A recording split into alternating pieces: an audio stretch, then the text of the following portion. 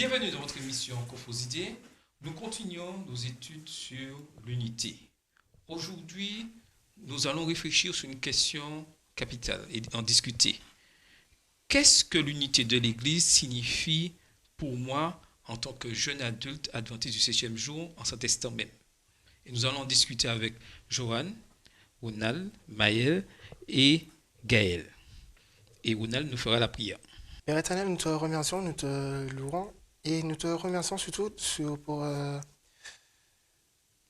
leçon que tu nous as donnée cette semaine pour l'unité. Tu as voulu nous enseigner. Nous te remercions pour tout cela, Père. Que tu puisses être chacun d'entre nous et que ce moment que nous allons parler, passer ensemble, Seigneur, que tu puisses être toi, Seigneur, qui puisse être notre parole, être nos lèvres, Seigneur, afin de pouvoir, afin que nous puissions être tes porte-paroles pour te louer. En cela, nous te prions, non pas mérite. Amen. Amen. Ouvrons nos Bibles dans 1 Corinthiens 12, verset 12, pour déjà avoir le décor, ce que nous voulons mettre en place dans notre discussion. Voir ce que l'apôtre Paul nous dit. 1 Corinthiens 12, verset 12.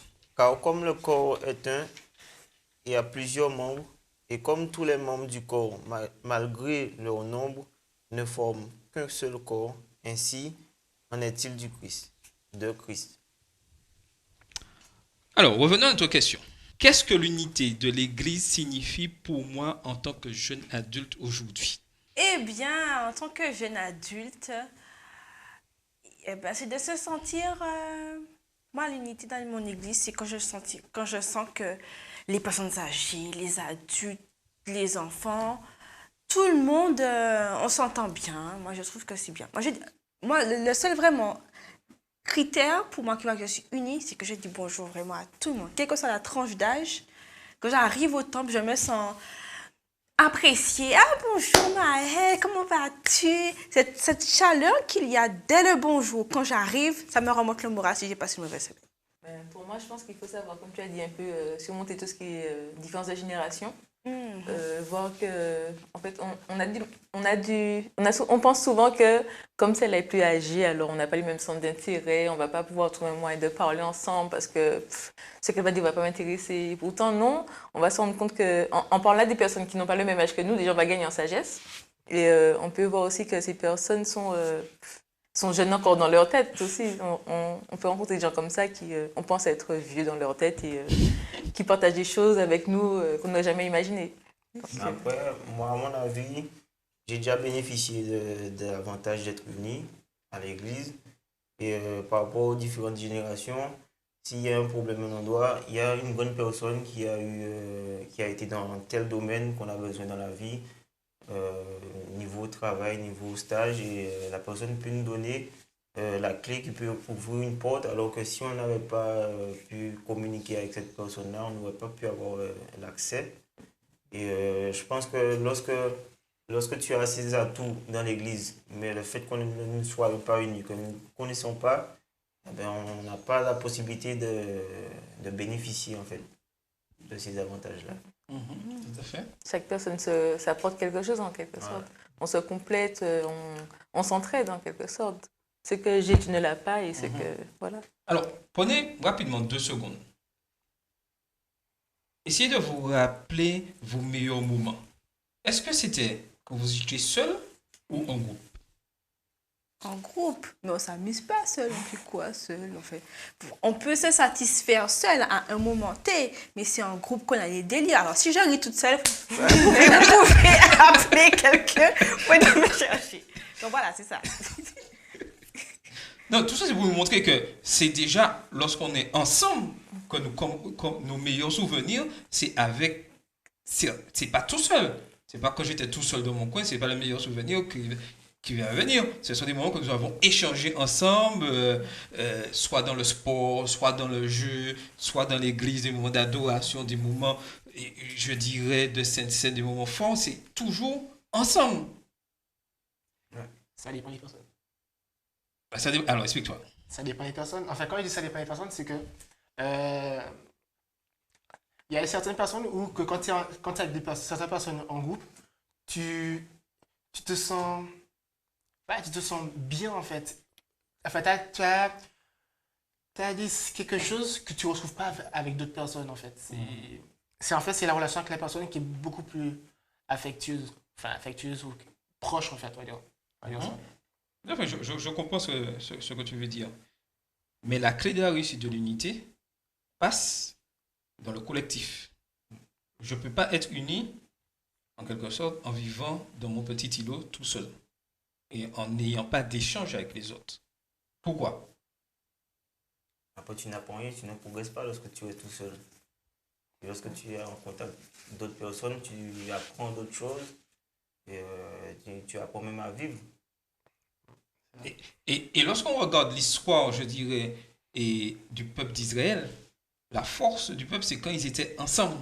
Et c'est pour ça que Dieu appelle à Israël à devenir un peuple vis-à-vis des autres nations. Le but, c'était aussi de montrer aux autres nations qu'ils avaient un Dieu et que ce Dieu qu'ils servaient leur apportait cette joie d'être ensemble, pour pouvoir remporter des victoires, pour aller de l'avant, pour proclamer le nom de Christ. Et pour nous aujourd'hui, en tant qu'Église adventiste, ce que nous devons rechercher dans nos communautés, c'est cette unité, cet échange en tant que peuple de Dieu pour pouvoir annoncer le message et montrer que quand Dieu règne quelque part, même si nous avons des différends, nous sommes un peuple uni. Oui, ça c'est vrai ça. Et d'ailleurs, je pense que c'est ce qui nous distingue de d'autres, de ceux qui ne croient pas en Christ. Je pense que quand on regarde un chrétien, certaines personnes nous peuvent reprocher que, oui, mais bon, j'entends trop d'histoires dans vos églises pour que je puisse vous rejoindre. Et ce qui fait que quelqu'un verra la différence avec ceux qui ne connaissent pas Christ, c'est cette unité que l'on a. Tout à fait. Quand je parle d'unité, c'est tellement vaste. C'est Oui, cette fraternité, cette capacité de nous aimer. Tout à fait, mais j'irai plus loin. Cette capacité de pouvoir gérer les problèmes. Parce que ça ne veut pas dire que parce que nous sommes là en tant que peuple, en tant qu'enfants de Dieu ensemble, qu'il n'y a pas de problème. Mais ce qui va créer la force du peuple, c'est de pouvoir faire face à tel problème. C'est-à-dire qu'aujourd'hui, Maëlle s'est mal réveillée et que Maëlle a décidé de me dire des bêtises. En tant qu'enfant de Dieu rempli de cet esprit, comment je vais réagir? Est-ce que je vais entrer dans le jeu que certains ont décidé de faire avec Maëlle ou je vais laisser l'esprit de Dieu travailler afin de pouvoir corriger cette chose? Et c'est ce qui va créer la force de l'Église. Ça ne veut pas dire qu'il n'y a pas de problème. Ça ne veut pas dire qu'il n'y aura pas de problème. Les problèmes existeront toujours. Oui, mais comment elle te dit une bêtise? Tu vois pas l'occasion que cet esprit va t'utiliser pour aider Maëlle à se réveiller mieux. Non, tu vas voir que Maëlle, ton ami, quelqu'un que tu aimes, te blesse pour aucune raison ou pour une raison volontaire. Et c'est ça que l'on voit dans les situations. Tout à fait. Tandis que si on laissait un peu notre commande de côté, notre Église serait plus forte face, je dirais, à l'adversité. Parce que cette adversité est toujours là. Parce que certains pensent que dans unité, qu'il n'y a pas de difficulté et qu'il n'y a pas d'adversité. C'est toujours ce contraire. Parce que l'ennemi, lui, n'est pas content de voir le peuple uni. Il va crier toujours, mettre des barrières pour pouvoir casser cette unité. En même temps, c'est dans les problèmes, c'est qu'on se rend compte vraiment si vraiment ou pas on est unis ou pas. C'est parce que quand tout va bien, on est unis, tout va bien. Oui, mais lorsque le problème arrive, comment on va réagir? C'est aussi là qu'on voit la force de nos liens aussi. Donc il faut parfois ces moments de dispute ou bien de mésentente pour voir où on en est dans la relation avec l'autre. Je veux dire aussi qu'il n'y a pas d'unité sans pardon. Il n'y a pas d'unité sans pardon. Et c'est dans le pardon que la personne en fait, qui a été victime en fait, peut accorder à l'autre personne qui lui dit que malgré cela, je te fais toujours quand même confiance, là peut se créer une unité. C'est pas dire que la personne va oublier ce qui s'est passé, mais qu'il a décidé de passer autre ça, et il a décidé d'avancer ensemble. Quoi. Et pour passer autre ça, c'est qu'on a un objectif. Quand je sais que mon objectif, c'est d'aller au ciel, c'est-à-dire que je vais éliminer par la grâce de Dieu toutes les barrières qui m'empêcheront d'y aller. Je suis d'accord avec toi, mais en même temps, je ne suis pas d'accord. Parce que, en fait, quand j'entends ça, désolé. Vas-y. J'ai l'impression que, oui, qu'on a un objectif. C'est-à-dire que si je suis avec toi, si je parle avec toi, c'est parce que je souhaite aller au ciel. Mais si j'avais pas j'étais d'aller au ciel, je ne t'aurais jamais parlé. À chaque fois que j'entends ça, c'est ça que j'ai à l'esprit. Ça embête. Moi, enfin, C'est vrai que ça aurait dû être naturel. Mais c'est vrai que Voilà. notre nature pécheresse, des fois, nous mettons nous-mêmes des barrières pour pouvoir, je dirais, avancer. Mais je comprends ce que tu dis et je suis d'accord avec toi. enfin, Jésus ne devrait jamais être le but. Ça devrait être vraiment la personne qui, certes, qui nous aide, c'est le moyen, entre guillemets, mais ça ne devrait pas être la raison pour le fait que je parle avec toi, que je te fréquente. Mais attends, si tu ne savais pas que Dieu attendait cela de toi, tu n'aurais jamais voulu le faire. Tu aurais voulu fréquenter que les personnes que tu apprécies et ne pas fréquenter ceux que tu n'apprécies pas, qu'on en veuille ou non. Oui, c'est vrai. Donc finalement, Dieu est la seule personne qui nous demande d'être unis, qui nous demande d'aimer ce qu'on n'aime pas. Alors si c'est pas lui qui avait exigé ça, je n'aurais eu aucune envie de le faire. Et si je n'avais pas comme but me disant, comme je veux plaire à ce Dieu que j'aime, parce qu'il m'a promis qu'au ciel, j'aurais malheureusement, enfin, heureusement plutôt dire, à fréquenter tout le monde pour l'éternité. Si tu n'es pas capable, dans une petite église, ne serait-ce qu'une seule journée, de passer du temps avec des gens que tu apprécies comme tu peux moins apprécier, tu ne pourras jamais passer ton éternité avec les mêmes personnes 24 heures sur 24 pour toujours. Donc, c'est un peu ce qui finalement motive. La différence, c'est que quand je parle à quelqu'un, c'est que ma relation avec Dieu, c'est une relation que j'ai personnelle. Que je me sens bien avec le Seigneur. Et comme je me sens bien avec le Seigneur, je souhaite le faire partager aux autres. C'est pas parce que je vais te voir, parce qu'il me dit que si je ne parle pas avec toi, ça veut dire que je vais parler avec le Seigneur. Non, c'est vraiment moi, en fait, qui décide, je me sens bien avec le Seigneur et que voilà, il sent, et que je te parle sans me rendre compte, quoi. Sans me rendre compte, tu vois qu'il y a un truc, mais c'est pas quelque chose de forcé, quoi. Disons que Oui, je vois. la décision personnelle que nous prenons, c'est de faire entrer Christ dans notre cœur. Ben finalement, c'est ça. Qu'importe quelle Lorsque je sortie prends va la le décision, prendre, lorsque Christ habite en moi, tout le reste devient naturel. Je ne suis pas obligé, comme je disais tout à l'heure, de faire telle chose, parce que Christ est en moi. Mais il y a un moment où, personnellement, dans la vie de chacun, nous avons une décision à prendre. Permettre à l'Esprit de Dieu d'entrer en nous. Ça veut dire quoi, Joël? En même temps, je me dis, il ne faut pas qu'on oublie qu'on a une mission en fait. On est censé aller vers les autres, des inconnus, pour leur parler de Dieu. Des gens qu'on n'a jamais croisés, on n'aura jamais parlé. Oui, Matthieu 28. On doit leur parler de Dieu.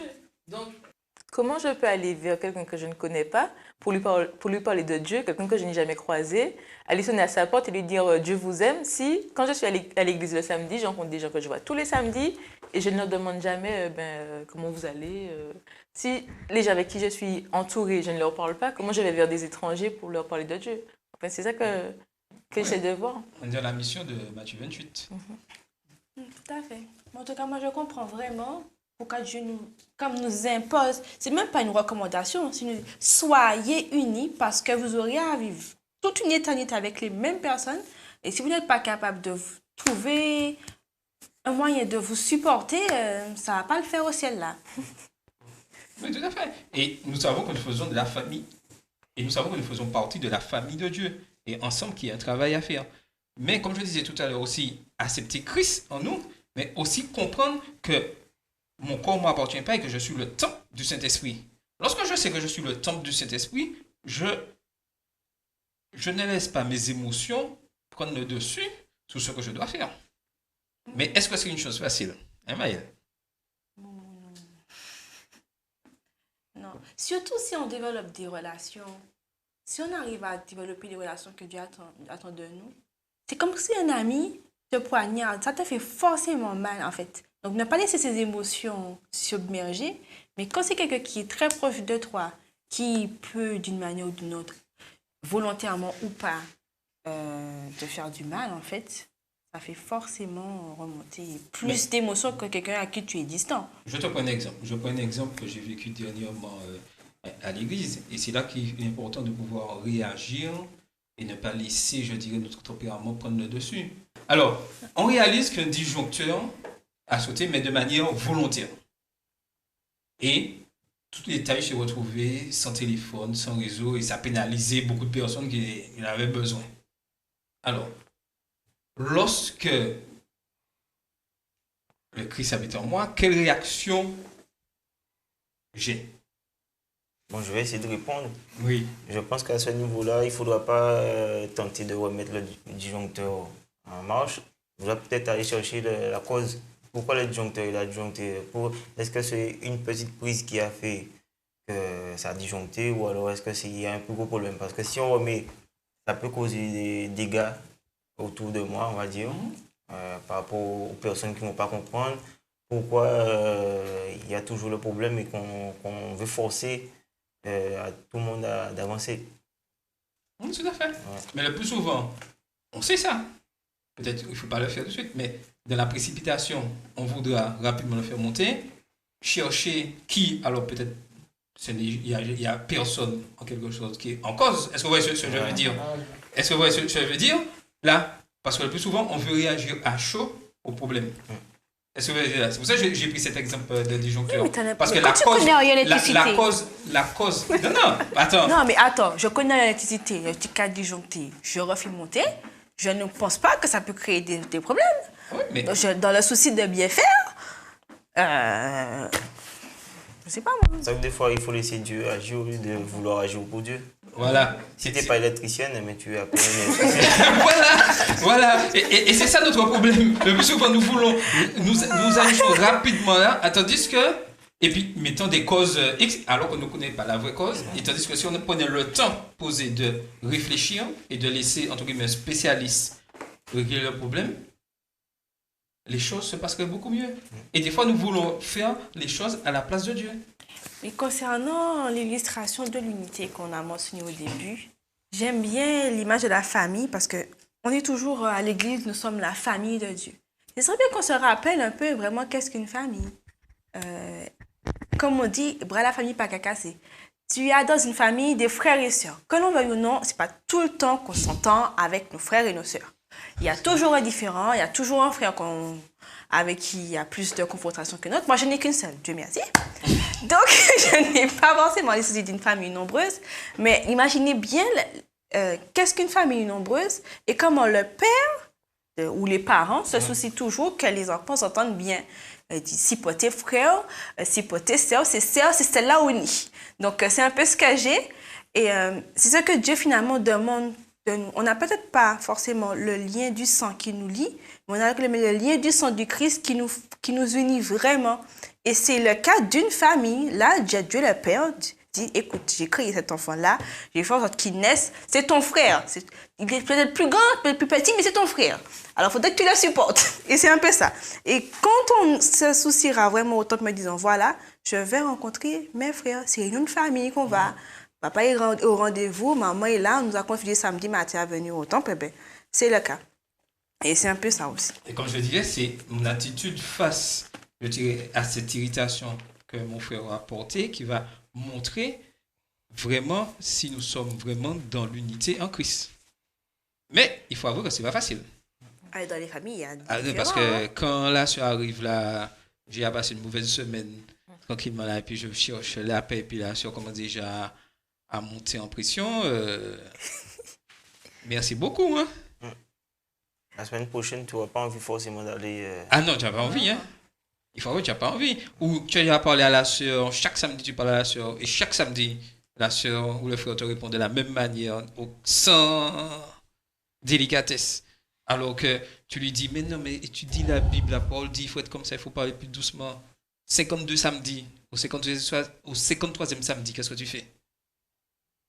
Ah ben, je sais pas. Mais en même temps, ça forge le caractère. Hein.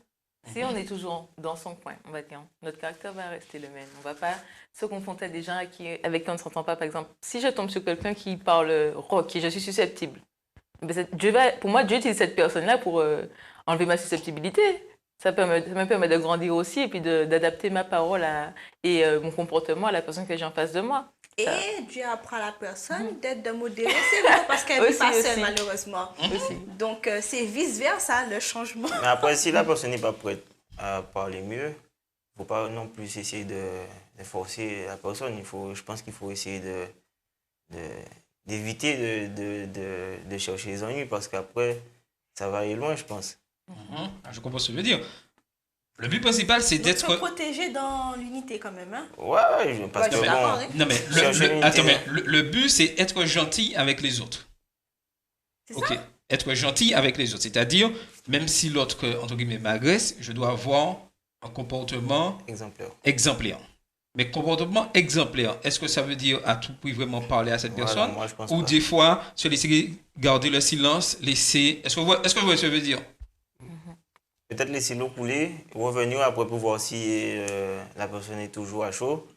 Et si elle est à chaud pendant des années, eh bien, Tu laisses couler la rivière, là. Non, mais c'est ça, c'est être gentil, c'est ne pas répondre, je dirais, à la provocation qui est faite. Est-ce que vous voyez ce que je veux dire? je pense que c'est dans le cadre de l'unité aussi. De Oui, laisser- oui, c'est dans le cadre de l'unité. Être gentil, c'est de ne pas répondre, je dirais, à l'attaque reçue. Mais ne pas répondre à l'attaque reçue, c'est multiple. Je peux garder le silence, soit dire une parole douce. Est-ce que vous voyez ce que je veux dire? Et garder le silence pour ne pas envenimer les choses. Parce qu'il y a certaines personnes, même si vous arrivez avec toute la gentillesse, vos dispositions, plus vous parlez, c'est plus vous montez. Même ça, là, des fois, il faut savoir. C'est-à-dire, on a reçu, je dirais, l'irritation, on a reçu, entre guillemets, l'injure, silence radio. Parce qu'il y a certaines personnes, plus vous répondez, même si vous répondez calmement, même ne dites pas. On a déjà vécu ça. Des personnes qui sont super excitées, plus on leur parle, mais calme-toi. Plus on leur dit calme-toi, c'est plus tu as l'impression. On va pas dire ça, non? Ouais, ça veut dire on essaie d'avoir un geste à tête. Et des fois, il faut garder le silence et laisser les choses. C'est pour ça qu'il est important de se laisser diriger par le Saint-Esprit. Oui ou non? Eh ben, parce que, ce que je veux dire, effectivement, il faut garder le silence, mais il faut pas. Il faut en espérant que la prochaine fois, tu puisses vraiment dire ce que tu voulais dire. Car si tu gardes le silence pour vraiment laisser ça dans ta tête et ne pas le dire, ça va faire du mal. Si c'est pas à elle que ça fait du mal, c'est à toi que ça te fait du mal. Et ton silence peut lui servir de leçon aussi. Quand Non, elle voit non, que- non, Ça mais- peut servir de leçon, mais il faut quand même Mais que non, tu je- lui dises.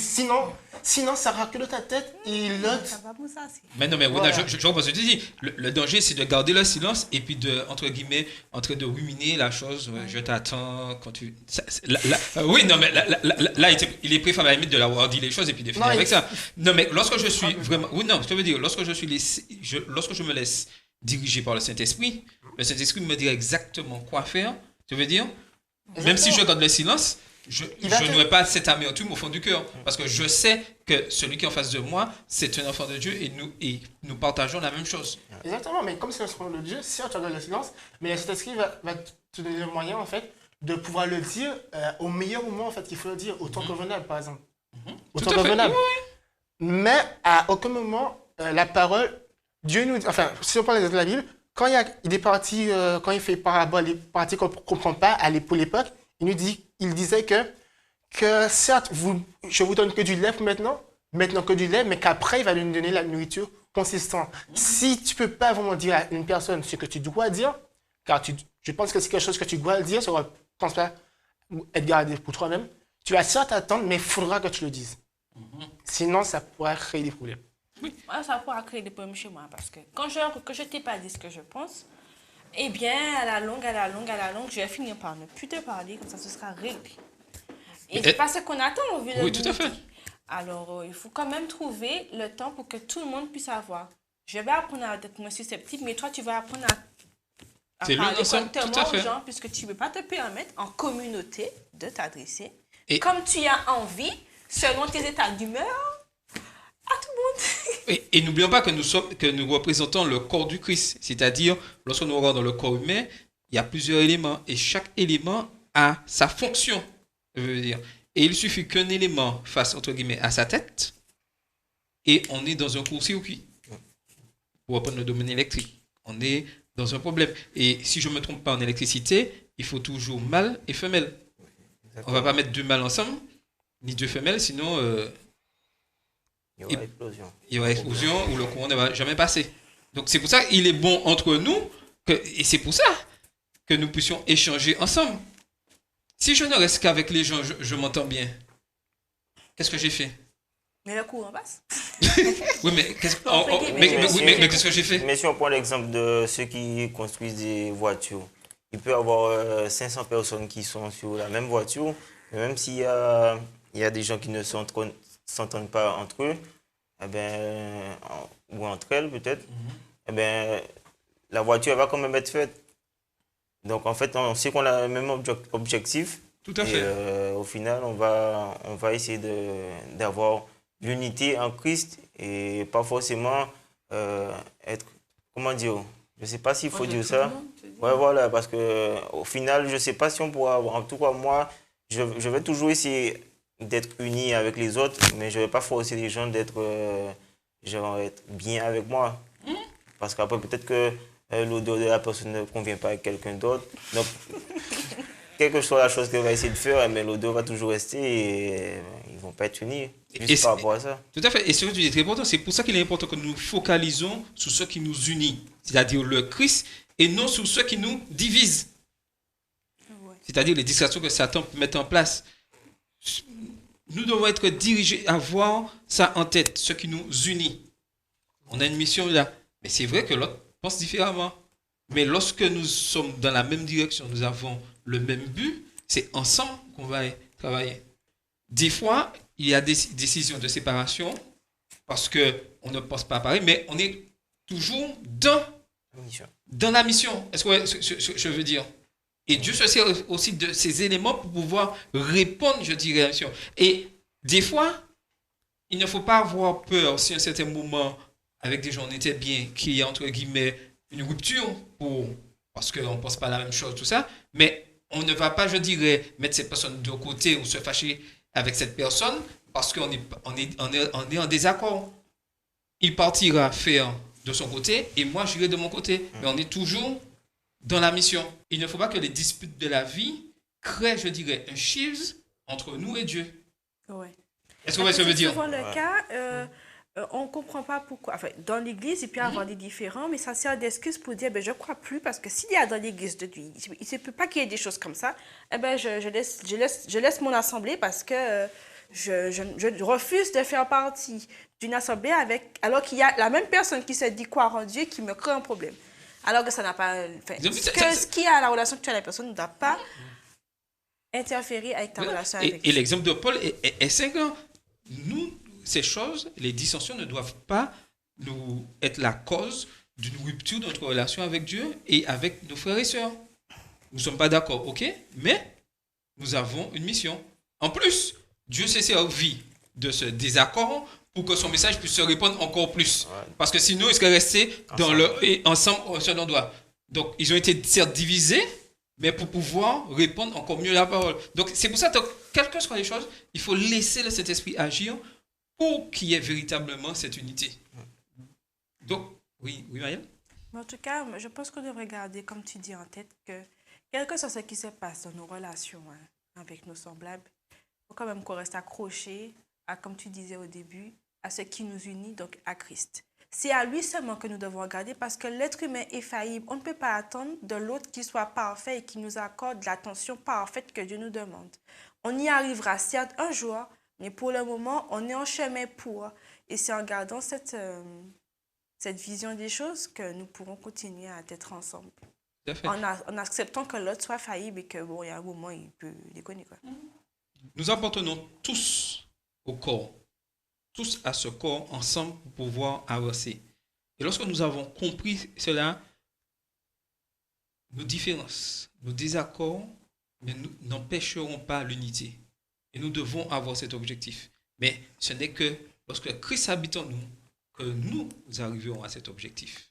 C'était votre émission Cofrosité.